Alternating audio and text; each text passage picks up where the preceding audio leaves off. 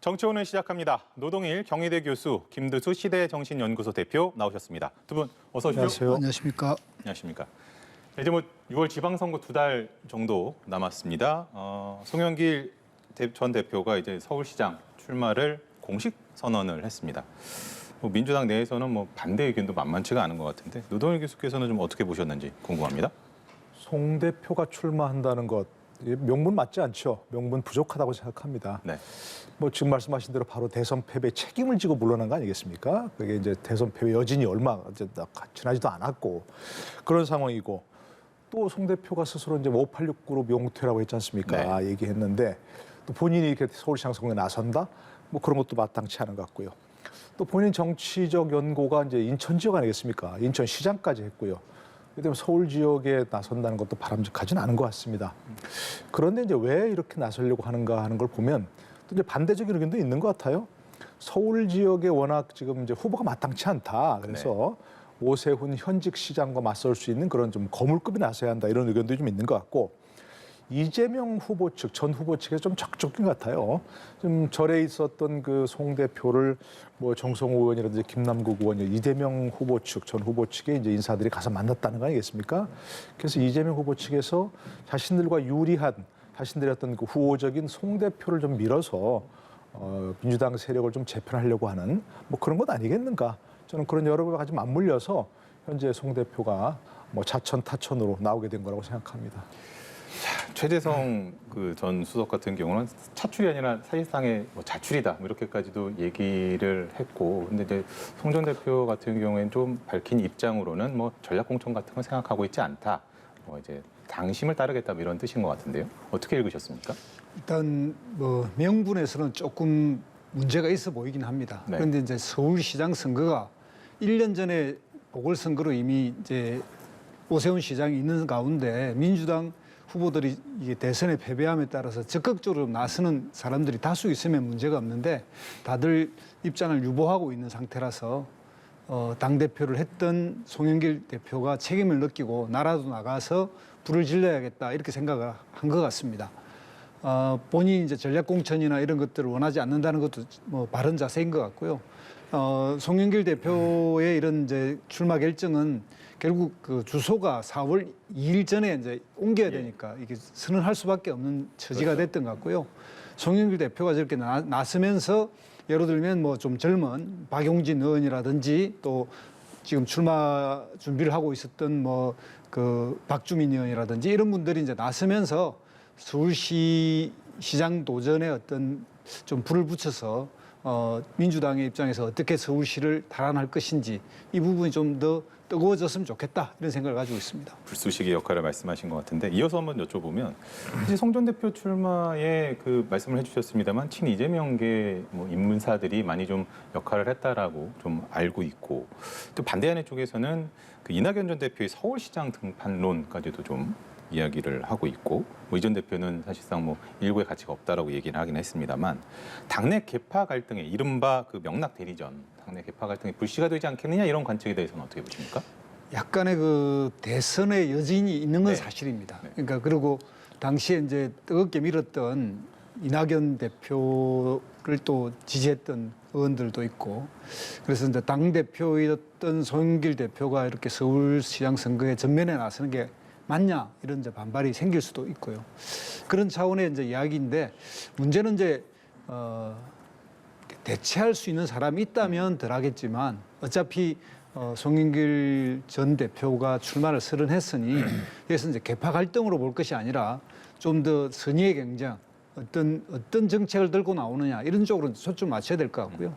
만약에 이낙연 대표도 생각이 있다면 이제 경선에 뛰어들어야 될 문제인데 여기서 어쨌든 꽃가마 형식의 추대는 없으니까요. 그런 식의 어떤 계파 대리전은 더 이상 진행은 안 될 거다 저는 그렇게 생각합니다. 그러면은 이제 그 노동희 교수님께 경기도지사 선거도 사실상 격전지로 지금 떠올랐단 말이죠. 김동연 대표에 이어가지고 유승민 전 의원까지 사실상 대선 주자급 후보들이 뛰어들고 있는 상황인데 그 유 전 의원 같은 경우는 본인이 이제 경기도를 험지라고도 했는데 선택 어떻게 보십니까? 글쎄 이번 지선에서 가장 그 핫플레이스가 경기도 같아요. 이제 아까 이제 서울 잠깐 말씀하셨지만 서울은 지금 현직 시장이 네. 국민의힘 시장이고 또 말씀하신 대로 참 마땅한 그런 주자가 없는 그런 상황이고 민주당 측에서는 그런데 이제 더불어민주당과 국민의힘 양측 경기지사 후보군은 좀 엄청 많은 상황이거든요. 출마를 서로 하겠다고 하고. 네. 특히 더불어민주당인 서울시장과 달리 해볼 만한 생각이 든 것 같아요. 특히 이제 지난 대선에서 이재명 후보가 이겼던 데 아닙니까? 5%포인트 정도 차이가 났죠? 네. 그 정도 있고 더더구나 뭐 이재명 전 지사의 홈그라운드고 굉장히 그 좀 지방선거 기초단체장들도 지금 민주당이 장악하고 있고 그런 상황이기 때문에 더불어민주당에서 굉장히 해볼 만하다 생각해서 많이 나오는 것 같고요. 반면에 국민의힘에서는 이제 유 전 지사가 참여함으로써 유 전 의원이 참여함으로써 오히려 조금 더 이제 그 뭔가 흥행에 불을 붙이고 좀 해볼 만하지 않는가 하는 생각을 하는 것 같아요. 절대적으로 불리한 상황인데 지금 이제 나오겠다고 하는 분들이 이제 뭐 심재철 전 부의장, 그다음에 함진규 전 의원 이런 분들이 있는데 또 여기도 유승민 의원이 나옴으로써 뭔가 좀 새로운 사람들의 새로운 주자들이 나올 수 있는 뭔가 계기를 마련한 것 같지 않느냐 이런 생각이 듭니다. 그렇기 때문에 본인이 뭐 그야말로 뭐랄까요, 살신성인까지는 안 가더라도 본인의 어떤 힘을 던져서 국민의힘 측에서 뭔가 승부를 겨뤄볼 수 있는 뭐 그런 한이 될 수도 있겠다 생각합니다. 워낙 유승민 전 후보가 이제 워낙 그 인지도가 높은 분이 아니겠습니까? 대선에 2번이나 출마했던 분이고 또 보수 측에서도 약간 좀 합리적인 개혁 보수다, 중도 보수다 이런 쪽에 있기 때문에 이제 그렇게 좀 명분은 있는 것 같습니다. 그러나 이제 아까 송영길 이 전 대표와 비슷하게 사실 이분이 대구가 정말 지역구고 대구가 정치적 고향이고 이렇다는 건 충분히 다 누구나 아는 거 아니겠습니까? 그런데 갑자기 경기도지사로 나온다? 더더구나 정계 은퇴를 고민했는데 그 대신에 경기도지사로 선거로 나온다는 것은 사실 누가 봐도 별로 이렇게 뭐 이렇게 고개를 끄덕일 만한 그런 명분은 아닌 것 같고요. 더더구나 지금 유승민 후보에 대한 일부 보수층의 반감이 아직도 있는 상황이거든요. 네. 그래서 만에 하나 이제 뭐 어떤 식으로든 예상해서 이제 뭐 후보가 된다 하면 보수층이 전폭적으로 지지할까? 이런 점에 또 의문이 있을 수 있는 거거든요. 뭐 그런 점이 봤을 때 어쨌든 좀 있으면 이제 뭐 여론조사도 나오고 네. 또 여러 가지 또 이제 뭐 구도가 잡히겠습니다만 뭐 그런 어떤 긍정적 측면도 있고 부정적 측면이 있는 양쪽이 다 있는 거라고 생각을 합니다. 당내 경선까지도 지켜봐야 된다라는 말씀이신 것 같고 어떻게 좀 전망하십니까? 저도 이 유승민 의원이 여기에 나온다는 것은 국민의힘 주자들이 뭐 자발적으로 나오겠다는 분이 한 3-4분 계신 것 같은데 그 가운데서도 이제 뛰어든 거니까요. 이게 수도권 단체장이라는 게 지방정부 수장으로서 대선 후보급으로 이제 이렇게 좀 격상된 것 같습니다. 그러다 보니까 좀 명망 있고 대선에 뛰었던 분들이 이제 나오는 것 같고요. 그러니까 여야가 다 이제 그런 체제로 가고 있는 것 같은데 문제는 이제 지방 연고라든지 지방자치라고 하는 행태를 통해서 아래에서부터 이렇게 좀 역량을 쌓아오고 단체장이라도 했던 분이라면 또 모르겠는데 이게 단체장의 어떤 경험도 없는 이런 행태에서 뛰어드는 거니까 이게 뭐 대선의 또 다른 재판이냐 이런 식의 이제 이야기가 나올 수도 있다고 생각이 들고요. 아무튼 경제를 뭐 전공하고 또 경제 분야에 있었던 유승민 의원이나 또 여기 이제 뭐 지금 현재 여당의 김동연 후보 같은 경우에도 이제 경제 수장의 어떤 역할을 했고 그래서 약간 이제 그런 쪽으로 초점이 맞춰지는 것 같고요. 특히 이제 유승민 의원 같은 경우는 앞에 말씀한 대로 중도층에 좀 호소력이 있기 때문에 이 싸움에 어떤 중도를 확보해야만 이 경기도에서 이긴다 생각하니까 이렇게 좀 권했던 것 같고 본인도 그 생각을 좀 자신을 가지고 나온 것 같은데 현재로는 경기도는 그래도 여당의 좀 우세 지역이다 이런 상태에서 보면 그래도 상당히 꽤 용기 있는 도전이다 이런 생각 듭니다. 자, 또 다른 격전지 대구입니다. 유영하 변호사가 출마를 공식화를 했습니다. 박근혜 전 대통령이 후원회장이라고 하는데 뭐 홍준표 의원, 김재원 전 최고위원까지 뭐 쟁쟁한 분들이 국민의힘 내에서도 이미 출사표를 던지셨단 말이죠. 그 박심이 영향 미치겠습니까? 지금 사실 국민의힘 대구시장 후보는 이제 경선 통과가 사실은 당선 아니겠습니까? 솔직히 말해서. 그러니까 경선이 본선보다 더 치열할 텐데 일단 홍준표 의원이 뭐 여론조사나 이런 데서는 워낙 인지도가 높으니까 네. 당연히 우위를 점하고 있는 것으로 보이고요. 게다가 또 현역 그 권영진 시장이 삼선 도전한다고 하다 갑자기 또 그만뒀어요.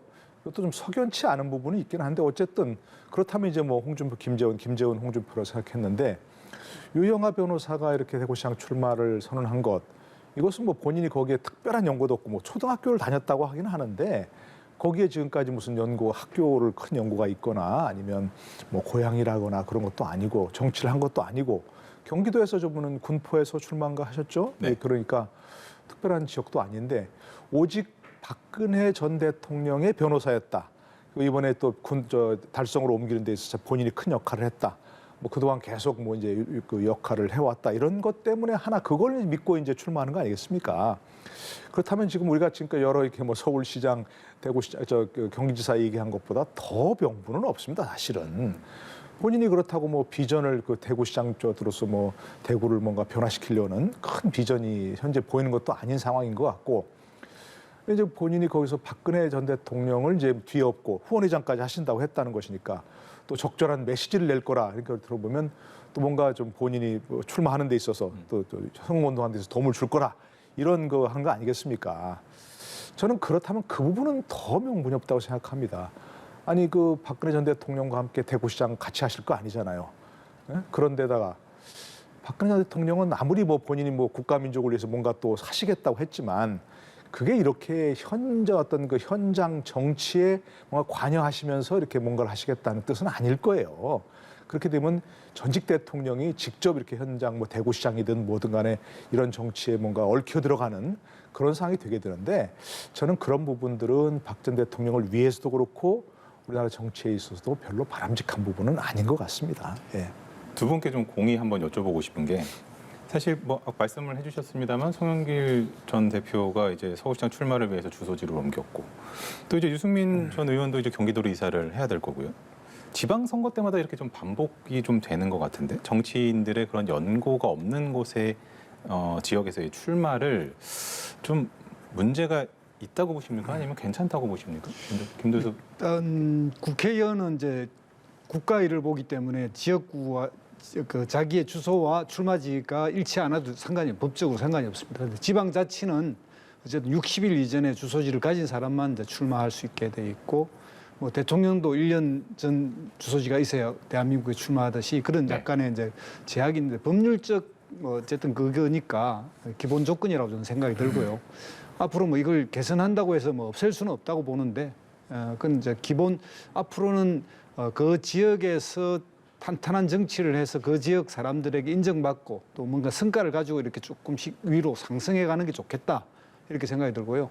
유영하 변호사의 출마 선언에 한마디만 한다면요. 오늘 출마 선언을 했는데 이제까지는 법률 대리인인데 박근혜 전 대통령의 이제 정치 대리인처럼 등장하고요. 문제는 제가 볼 때 좀 오늘 출마 선언했는데 미안한데 이런 생각이 들어요.